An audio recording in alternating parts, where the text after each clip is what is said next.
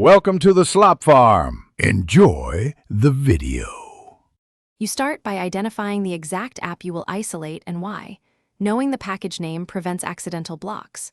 Once done, back up its data or export settings so you can restore if needed.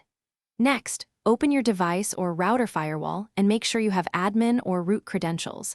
This enables precise rules. These steps speed the process and reduce risk, because blocking without identification or a backup can break app behavior or cause data loss. Now you craft the actual blocking rules. Create explicit outbound and inbound deny entries targeting the app executable, its ports, or associated domains. Use process-based rules where possible so other services using the same port aren't affected. Process rules are cleaner and safer. Make sure to apply those rules across all network profiles, Wi-Fi, Ethernet, and VPN, because modern apps switch interfaces.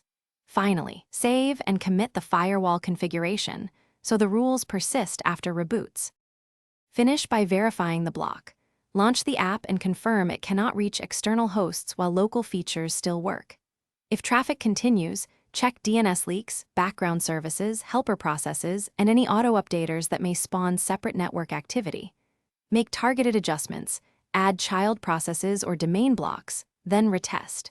If the app breaks or you need to undo changes, revert the firewall rules and restore your backup. Remember to document the exact rules you added for future maintenance.